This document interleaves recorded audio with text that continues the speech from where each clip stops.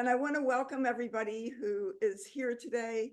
It is very moving and very powerful to be here with you, to see so many important comrades, to know that this strategy that enables the African liberation movement to win the enemies behind enemy lines is winning.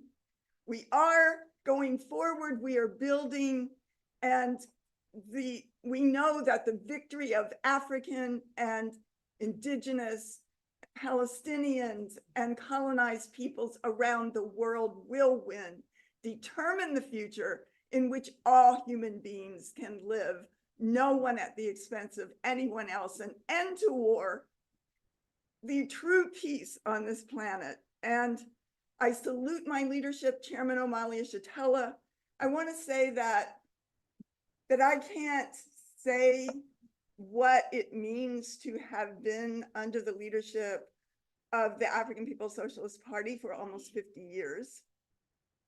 I can't, there's no words to express the journey that this has been, but I do know that Chairman Omali Yeshitela gave me and gave us the words, the ability to see the world and understand it, because there's no way that anything that I'm saying to you could come from me as a colonizer sitting on the pedestal of the oppression of African people and the people on the planet Earth, that everything that I know, understand, and able to say and to think is from Chairman Omali Yeshitela. And that is more than science, more than a political theory. It's something that is in your heart in such a deep way, and that it's something that for the past 50 years that we have worked to attempt to communicate to other people, other white people, other people within our own community, of why our future is, just totally, completely tied to the future of the liberation of Africa and African people. And I thank you, Chairman, for giving us our humanity, for giving us the ability to rectify our relationship to African people and the people on the planet Earth, to make our self-criticism, to pay reparations, and thereby be part of the world, part of the struggle that is led by the oppressed and colonized all over the world, to overturn this vicious system that put us in this relationship to African people and the oppressed people on the planet Earth, which we enthusiastically have embraced, but that also is our terror, is our the source of all of the anguish that white people do experience.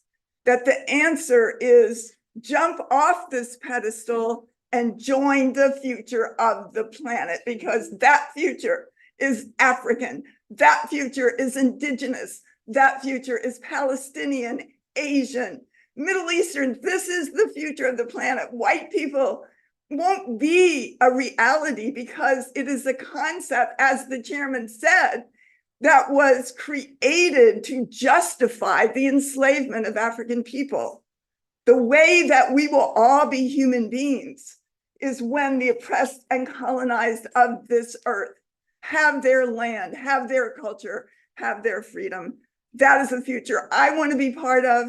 We say we want to save this earth, and we want to end war, and we want to end poverty, we want to end suffering.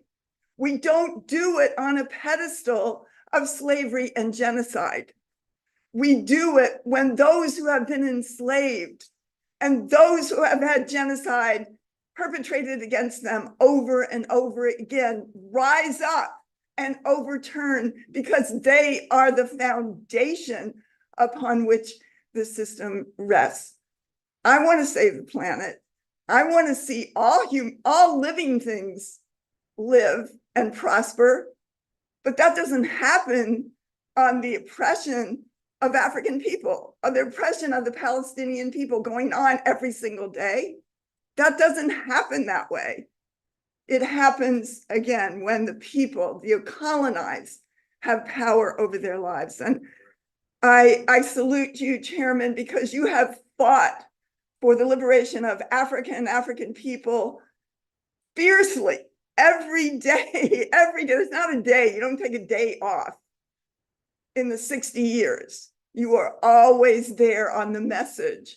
And the thing that you have shown and led us to understand is that the liberation of Africa and African people means the liberation of all human beings. This is not, there have been white people who would say, well, African liberation, well, what about the indigenous people?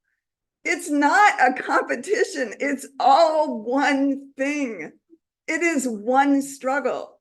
And the liberation of Africa means that this system, which rests on even today, the looting of Africa in just a major way, in a fundamental way, when Africa is free, the world will be free. And this system and this hideous Biden and Trump and all of them are going to go down into the trash can of history, and the world will be free. So I salute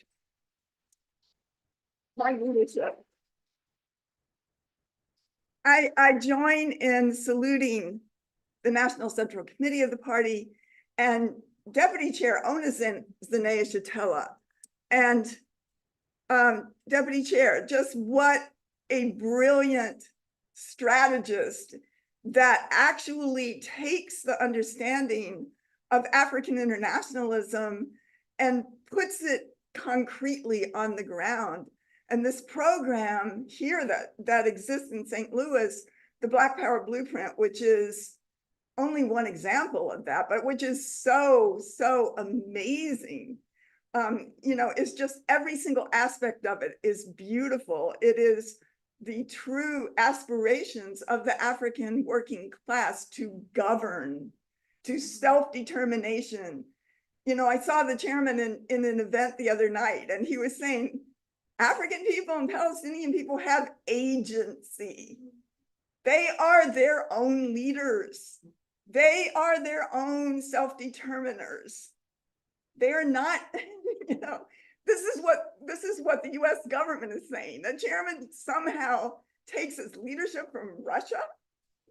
Please. And that, just looking at what would be the white left or the US government's problem in not recognizing that African people are the genius, are the brilliant, are the leaders of the world. And that is what we have to understand, this question of self-determination, the question of agency. They are their own leaders. And part of the strategy for African liberation is to win a sector of the enemies, to be on the side of the liberation of the oppressed peoples of the earth. And I mean, had that been in place in Palestine, things would have played out somewhat differently. And in the future, to say that there would be white people in strategic places to be fighting in the interest of the African liberation movement is incredibly significant. And that our responsibility is not to observe, but to be Black power in white face. In other words, the understandings that we have are exactly the same as the African People's Socialist Party. And I think that is very, very important. And, Deputy Chair Onizin Zanea-Shatella, under whom many of us in the African People's Solidarity Committee directly work, because our work is under the leadership of the party to be in the white community organizing for reparations, not as charity, not as a favor, but this is the stolen wealth of African people being returned to them. So, it's just an honor to work in that under your leadership, Deputy Chair, on the many different fronts that we do, and to see the world being transformed by the work that you are doing. And you will see tomorrow the Black Power Blueprint if you have not seen it. There is nothing, I promise you, there is nothing else like this in the United States or in the world today. This is true dual and contending, liberated Black power right before our eyes. I salute also Secretary General Mwezi Odom, who will be here a little bit later, who is the dynamic chair and leader of the Hands Off Uhuru, Hands Off Africa committee, just always very powerful. It's an honor to work. And I know that we are winning, and we will win this case, and I'll say a little bit more about it shortly. And I salute Director of Agitprop, Akile Anai, who also will be speaking today, who just is the coordinator and editor of the Burning Spear newspaper, the coordinator of all of the media fronts of the African People's Socialist Party, and just does a dynamic job. And I also salute the leaders of the African People's Solidarity Committee, who have taken it upon themselves to be under the leadership of the African People's Socialist Party and to coordinate the work of APSC and what it is that the party is calling for us to take on and do. That especially our Secretary General from APSC, Comrade Allison Uhuru, is here with us today. Maureen is here. Comrade Maureen plays a huge role in the Office of Deputy Chair. Comrade Kitty, who couldn't be with us today, but I know she's listening online. And Janice, who's here, just amazing comrade.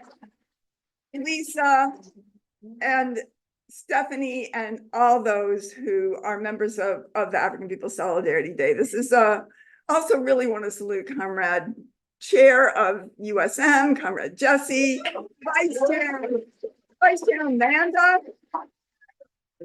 And this is a powerful day in a critical time in history when the world struggle of the colonized people is the forefront of the world's attention. And, you know, I just want to say that this strategy that APSC and USM, the Uhuru Solidarity Movement, are part of the party strategy. They are organizations of the African People's Socialist Party behind enemy lines in the white population. That is what they are there for. And you know, they're incredibly important, that have changed the world. And I do unite with what the chairman is saying, because the African People's Solidarity Committee has led since 1979 walks against genocide, marches against genocide, and many, many, many events and actions raising this question of genocide as the basis for reparations to African people and the basis upon which this entire system rests. And no other organization has done that. APSC, USM have been out there, no more genocide in our name. That was our mantra. And, you know, again, I do want to say that we have to do everything that we can to free Leonard Peltier this year. He came in, he was forced by the colonial government. He was falsely imprisoned 1 year after I joined. So that's been almost 50 years ago. He has been in prison the entire time. There is no evidence against him. He is now 79 years old, but he's in prison as a symbol that would say that Indigenous people have no right. This is what will happen to you if you struggle for your land.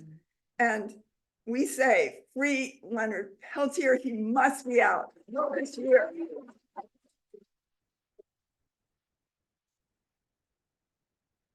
So I want to just say a few things, because we are here. I just want to say one other thing before I go to that that this whole question of the unity of the African and Palestinian people is profound.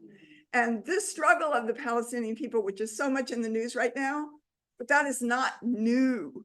When I came into APSC, the struggle of the Palestinian people was out there, and the stand of the African People's Socialist Party was in total unity. And in 1982, in San Francisco, at a huge, huge hall with many balconies, there was a giant, huge conference of Arab and Palestinian people that came from all over the state of California, in solidarity with probably, one of the struggles that was going on right then with the settler colonial state of Israel. There were probably over 500 or maybe even close to 1,000 people there. The chairman had the ability to speak then. And when he went up on the stage and he began to express the unity of African people in this country with the Palestinian people, the entire hall erupted, clapping and stamping their feet, saying the people united will never be defeated. And the chairman couldn't hardly continue for about 5 minutes. It was so profound. And that is what is there. And that's why, this unity, that's why we see when the uprisings here against the brutal murder of Mike Brown in 2014, and famously the Palestinians from Gaza and West Bank were texting and sending messages on how to how to deal with the tear gas and how to deal with the police when they're doing this and that. This unity is there, and the party is winning. The African liberation movement is winning. Palestinian people are winning. This is the future. And we do want to and have to talk about why we have to be organized, that it's not enough to express free Palestine, free victory to African people. We have to say it, but we have to be in organization, or it really doesn't mean anything. That as individuals, we cannot do anything, but as an organization, under the leadership of the African Revolution, going into the white community, we can win. And this is the place. And if anything, the incredibly heroic and courageous stand of Aaron Bushnell says that there are millions, literally, of white people who are looking for how to principally stand under the leadership of African people and oppressed and colonized peoples on the planet Earth. And we have a responsibility to go out there and build this, and to build this. The chairman tells us that of course, that this system wasn't built by Europeans, and this kind of thing that I've seen in the past that said, how did capitalism start? And it shows these these people, white people in the Middle Ages in guilds and going around and, being cobblers of shoes. And then somehow it gets bigger and bigger, and that turns into capitalism, which is bullshit. Because, if you've ever had a business, you don't have something huge without a capitalist infusion. Yeah. And as the chairman has put out, that this capital infusion is what Karl Marx called the primitive accumulation of capital. And the chairman says, if we do not understand the reality that this system is a colonial mode of production, it is not just colonialism. It is not a policy. It is not something that happened a long time ago, or it's not something that could be stopped by something that happens in Congress. It is the DNA of the system that we live in. Colonial mode of production. There is nothing that is produced or that happens without the expense of African people, indigenous people, or colonized peoples around the world. There's no pure way to make a living. You can't say, oh, well, I'm just leaving all this and I'm going to go out to the land and just be off the grid. Well, you're off the grid on stolen land. There's no pure thing. Everything that we do or say or think. And this is the colonial mode of production is everything. The chairman says that there is a superstructure of a mode of production. And the superstructure is the ideas, the educational system, the universities, the books, the thoughts, the courts, the churches, the ability of white people to have their mortgages in their houses based on the Homestead Act, quote unquote, the 1800s, where this government gave away, thousands of acres of land to white people for free after and during committing genocide against them. And the chairman always quotes, Karl Marx's quote that the discovery of gold and silver in America, these are the essence of the essential attributes of primitive accumulation of capital, the discovery of gold and silver in America, the extirpation, which is another word for genocide, enslavement and entombment in mines of the Aboriginal population, of the indigenous people, the beginning of the conquest and looting of the East Indies, which India, South Asia, Vietnam, the turning of Africa to a warren for the commercial hunting of Black skins. This, Marx says, signaled the rosy dawn of the era of capitalist production. This is what we live on. And this is why white people have to find drugs and alcohol. We're always working to put that out of our mind. Mm-hmm. But it is rising up before us, and it gives us a way. It gives us a way now with the leadership of the party to go out, to be part of this future, to take on our role in the African Revolution. I want to say, I only have a few more minutes, that this case that we are facing is very serious. This government intends to put Chairman Omali Yeshitela in prison, and myself and Jesse as part of the attack on the chairman, because we are part of the organization in the white community, and they would love to make it scary for white people to pay reparations and be part of building an incredible movement of white reparations to African people.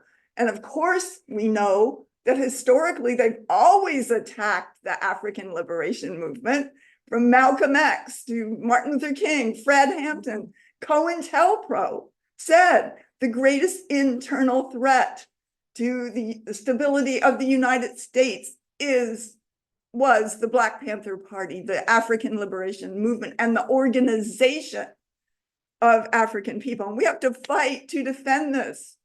We have to fight for this. We have to say they are not putting the chairman in prison. They are not going to,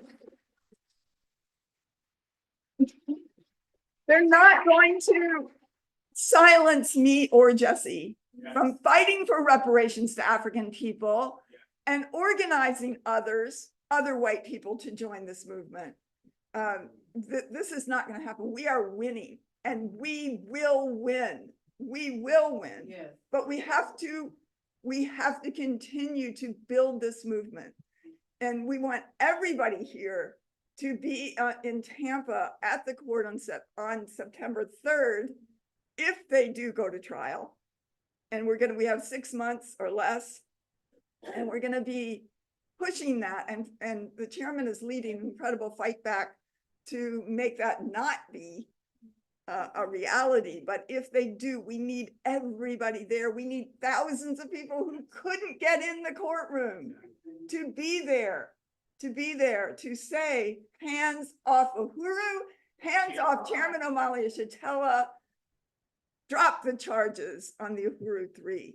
That they're saying, they're using this statute, 18 USC 371, which is conspiracy, saying that we're part of a conspiracy to commit an offense against the US, and that we're also violating 18 USC 951 as agents of foreign governments, which suddenly the chairman became in 2014.